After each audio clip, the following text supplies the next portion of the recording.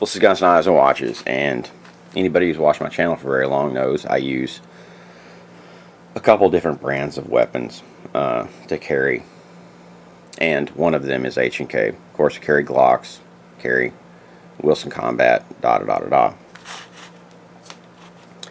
But my primary carry weapon has always been an H&K because that's just what I was around all the time. This H&K is an H&K USP compact. Don't let the compact name fool you. It is a full-size battle weapon. It has a Surefire Ultra 300 on it with a Surefire rail adapter. Of course, it is the threaded version, and has a 10-round magazine. 45 caliber, of course, with some bullets that will stop something. Of course, we are clear. And I didn't do that because of the PC police or anything like that. I just did it because I know I was laying a loaded weapon down on the table, and that's just the way it is. Of course, this one is variant 1, which is not ambi, which, believe it or not, I never got in the habit of using the ambi. It's a great luxury if you have it, if you're left-handed, or if you shoot with both hands. But I just was always, 40% of the time or 30% of the time I was around variant 1 all the time, so I just got in the habit of using it. Kind of weird hugging a camera right now, but that's just the way it goes. Now, it's summertime. I'm switching back to one of my old favorites. You might not be your favorite. You might not, this, there, or the other. But these H&Ks have always delivered and have had very few failures, especially in the USP line and now in the HK45. Of course, they have a lot of small parts, and you might have a problem with the springs, things, and jingwabobs, but seriously, they just work. Now, and they work in hostile environments, not out in the middle of a desert, out in the middle of an ocean. Ocean to a weapon is a hostile environment. The desert is not a hostile environment other than just particulate matter, silty, this, there, the other, Well, what I am doing to this weapon, because this is basically some new old stock that we have in inventory, we're putting on Meprolight Tru-Dot, shot sights, whatever. If you want to name something, well, let's go. It's a Tru-Dot Sure Shot. That sounds kind of hokey to me, boys, but that's neither here nor there. Boy, basically, I'm putting on this, and this is not my ideal setup. Some weapon systems I've only put the front sight on.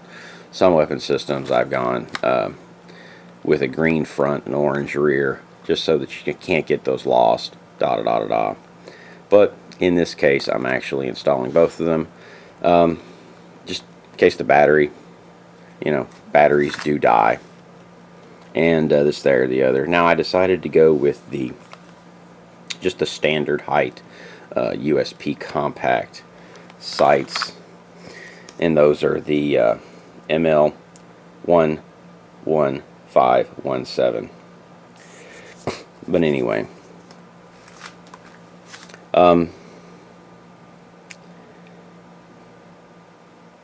just because, man,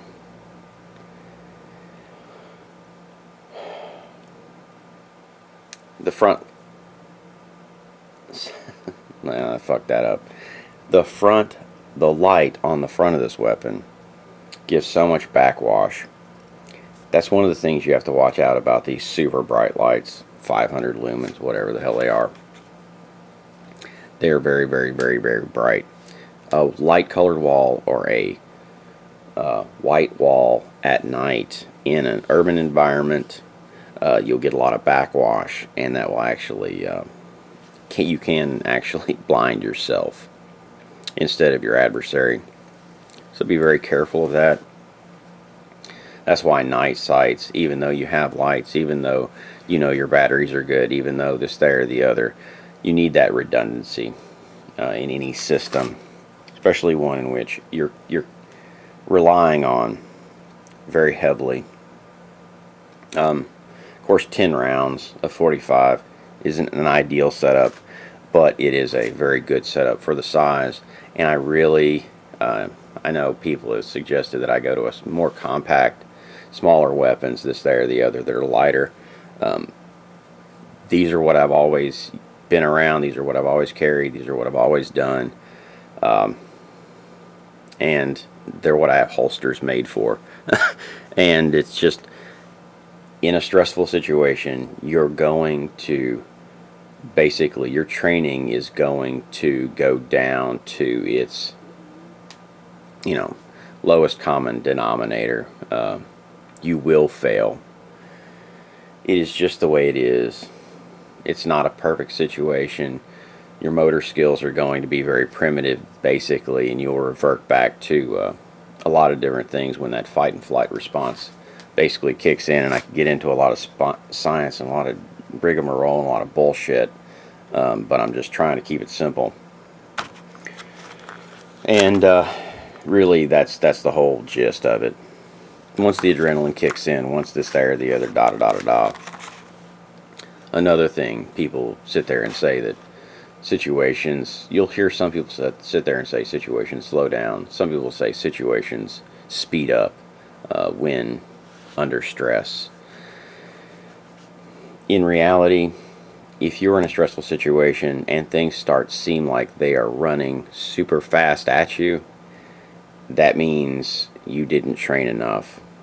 You're having to use too many higher brain functions, and you haven't developed that muscle memory. You haven't developed that skill set to a point to where you can effectively operate your weapon and basically go into almost automated mode, which it really truly isn't automated. It's just you're reproducing steps, you're reproducing things that you've done time after time after time. And I'm not talking about 1 time or 10 times or 100 times. We're talking about 1,000 times.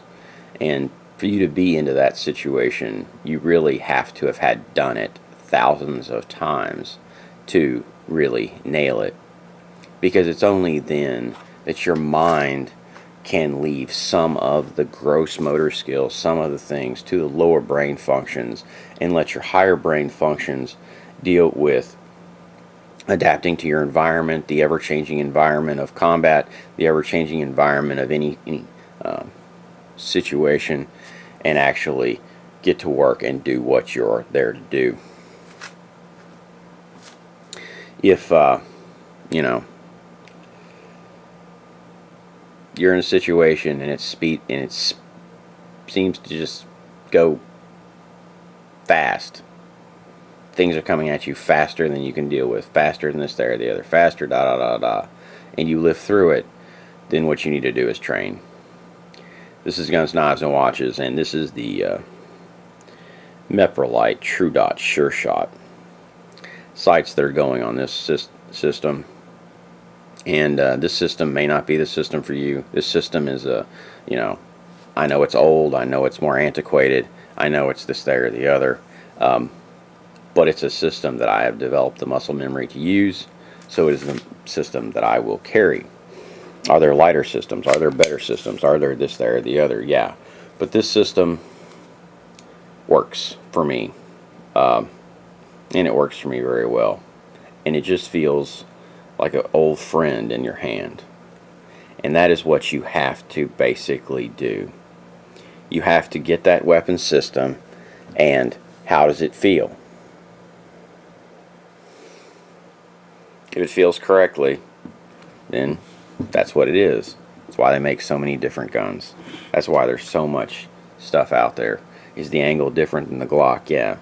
This one, I pull up to my head, you know, every time.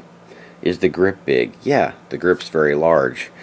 But what it forces me to do is rotate my hand around and get better purchase on the trigger. So, hands on the trigger, it's perfect placement for me. I have larger hands. The larger grip, believe it or not, I do better with. Drop, reset.